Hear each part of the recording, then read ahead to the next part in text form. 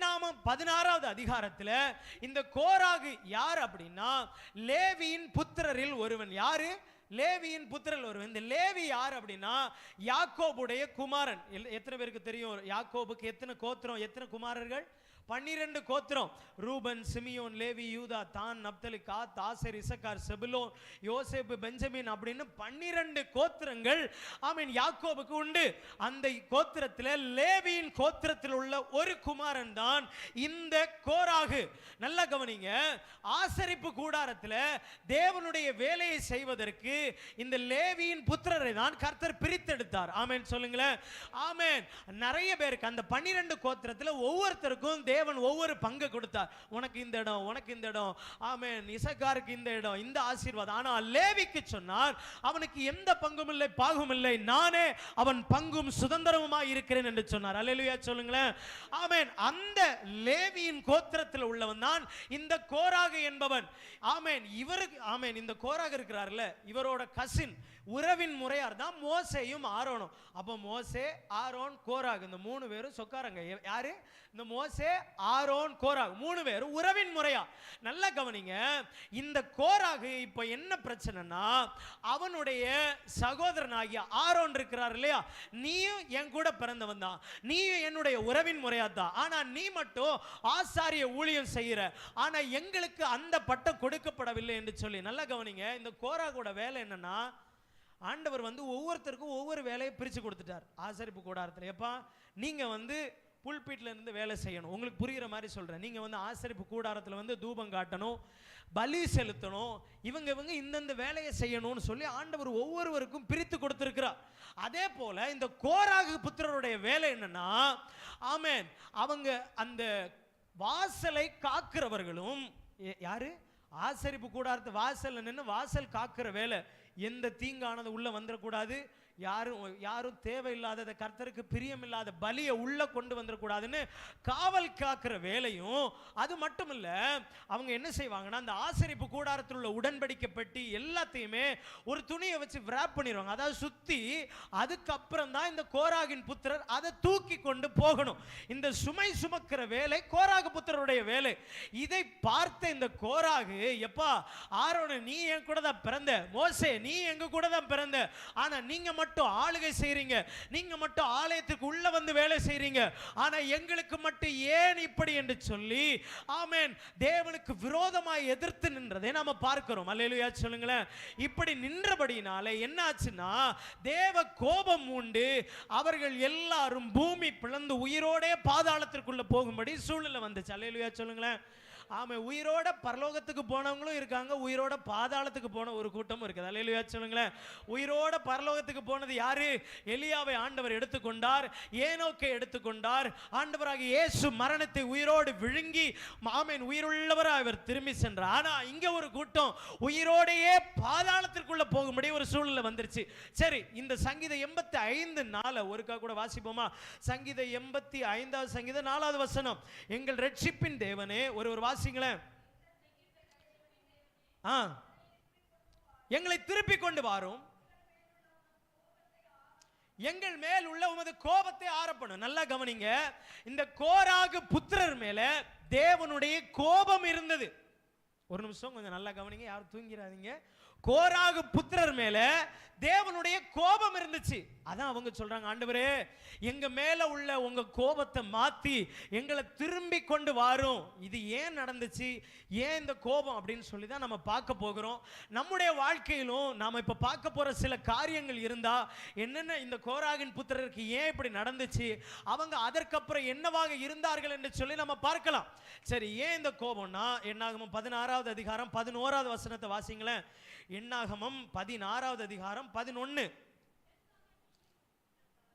கொஞ்சம் சத்தமா வாசிங்களா. என்னாகமம்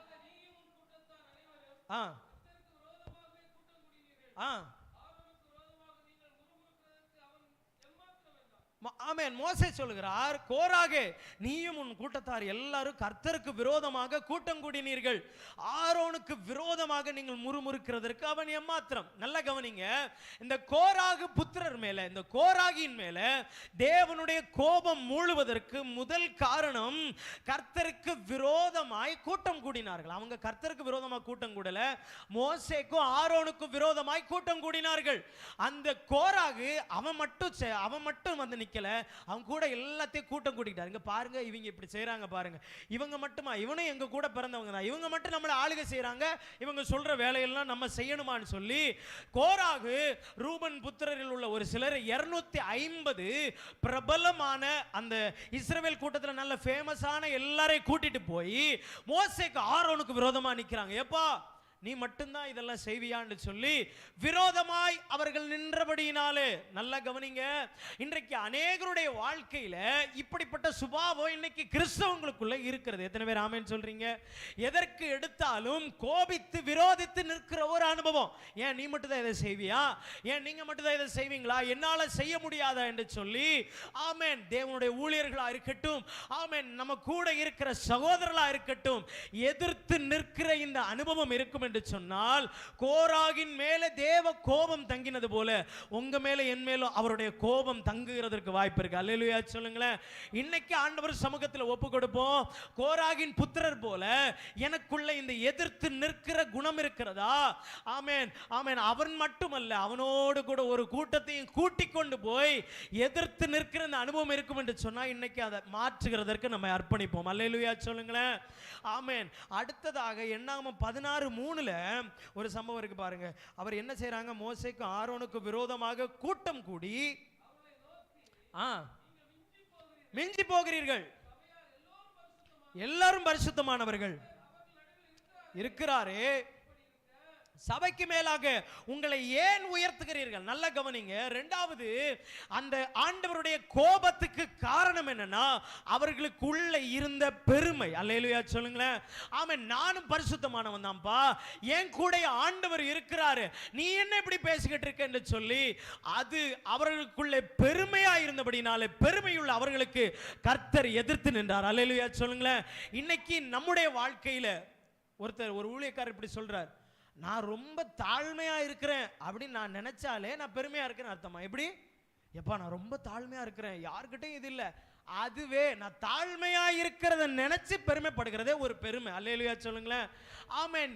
அது ஒரு வகையில் இருக்க, இவர்கள் சொல்ல என் கூட தான் ஆண்டவர் இருக்கிறார், என்ன நீ இப்படி பேசிக்கிட்டு இருக்க என்று சொல்லி எதிர்த்து பேசி தன்னுடைய பெருமை அவர்கள் வெளிப்படுத்தினபடினாலே தேவ கோபம் வெளிப்பட்டது. அல்லேலூயா சொல்லுங்க. இன்றைக்கு நமக்குள்ள நான் யாரு, நான் என்ன வேலை பார்க்கிறேன், நான் என்ன ஸ்டேட்டஸ்ல இருக்கிறேன், இந்த மாதிரிப்பட்ட பெருமை உங்களுக்குள்ள எனக்குள்ள இருந்தது என்று சொன்னால் பெருமையுள்ள எனக்கு வேற யாரும் இல்லை, என்னை உண்டாக்கின தேவனே எனக்கு எதிர்த்து நிற்பார். அல்லேலூயா சொல்லுங்களேன். சோ இந்த சூழலை நமக்கு வேண்டாம். ஒருவேளை நம்மளை ஆண்டவர் ஆசீர்வதித்திருக்கலாம், ஒரு நல்ல நிலைமையில உங்களை வைத்திருக்கலாம், நல்ல அறிவுள்ளவர்களாய் உங்களை படைத்திருக்கலாம், நல்ல அழகுள்ளவர்களாய் உங்களை படைத்திருக்கலாம். ஆமென். அதையெல்லாம் வச்சு என்னிலே நான் பெருமை கொள்வேன் என்று சொன்னால், நேபுகாத்நேச்சார் சொன்னார், இதெல்லாம் என் கை பலத்தினால் உண்டானது, இது என் கையினால் கட்டப்பட்ட ராஜ்யம்னு சொன்ன மறு நிமிஷமே அவன் விழுந்து போனது போல நமக்கு எதிராய் தேவ கோபம் பற்றி கொள்வதற்கு அந்த பெருமை காரணமாய் இருக்க கூடாது. அல்லேலூயா சொல்லுங்களேன். ஆமென். எனக்கு தந்த எல்லாம் அவரால் உண்டானது. அல்லேலூயா. எனக்கு தந்த மேன்மை, எனக்கு தந்த சரீர சுகம், எனக்கு தந்த ஆசீர்வாதம் எல்லாம் என் தேவன் எனக்கு தந்தது. அல்லேலூயா சொல்லுங்களேன். அவராலே அல்லாமல் என் வாழ்க்கையில எதுவும் உண்டாகவில்லை என்று சொல்லி என்னை கர்த்தருடைய சமூகத்திலே தாழ்த்தினால் தாழ்மையுள்ள எனக்கு அவருடைய கிருபையை தந்து நம்மை நடத்தவர் வல்லமை உள்ளவராய் இருக்கிறார். ஹல்லேலூயா.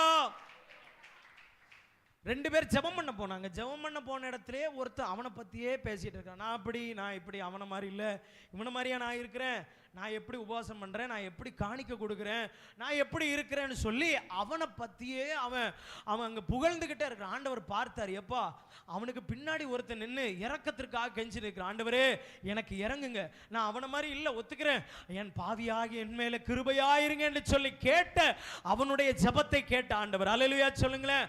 சோ ஆண்டவருடைய கோபத்திற்கு ஒரு காரணம், ஆமென், அந்த கோராகு என் கூட ஆண்டவர் இருக்கிறார், என் கூட இந்த ஆண்டவர் இருக்கிறார், நானும் செய்வேன்னு சொல்லி பெருமை கொண்டதான ஒரு காரியம்.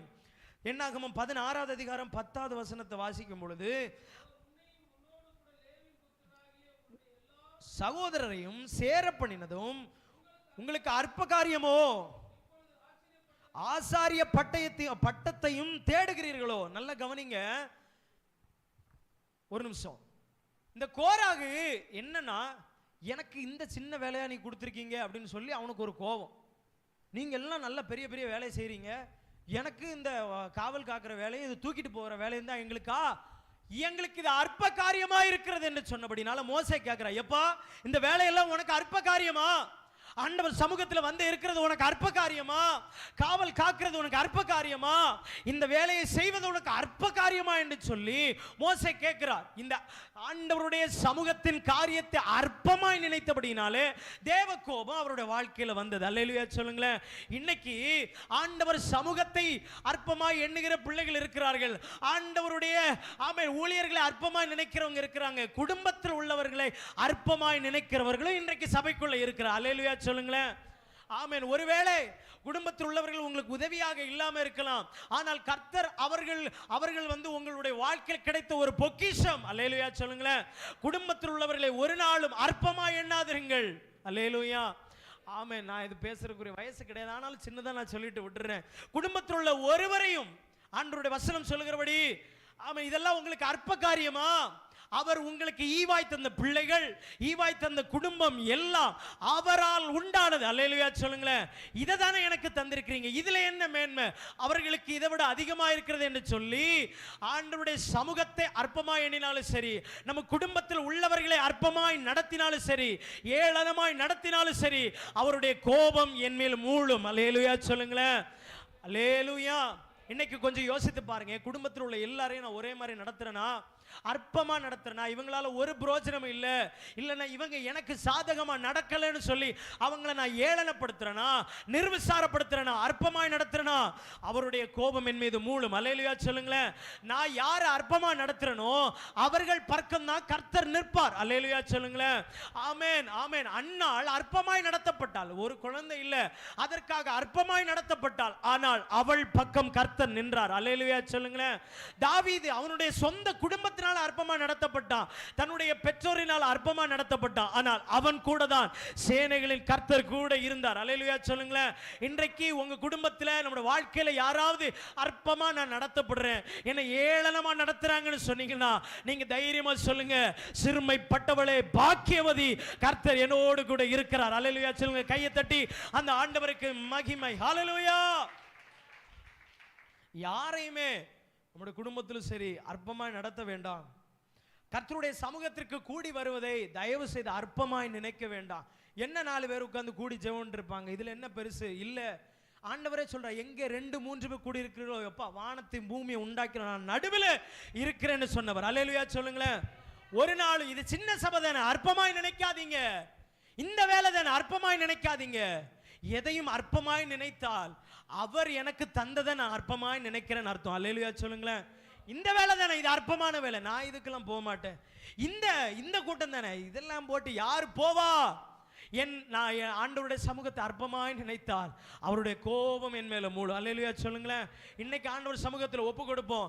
யாராவது ஆண்டவர் சமூகத்தையோ இல்லை குடும்பத்தில் உள்ளவர்களையோ அற்பமாய் ஏளனமாய் நடத்தி இருந்தால் அதை மாற்றிக்கொள்வோம். அல்லேலூயா சொல்லுங்களேன். என்னாகமம் 4வது அதிகாரம் 15வது வசனத்தை வாசிங்க. இந்த கோராகு புத்திரருடைய ஆமென் வேலையை குறித்து சொல்லப்பட்டிருக்கு. என்னாகமம் 4:15.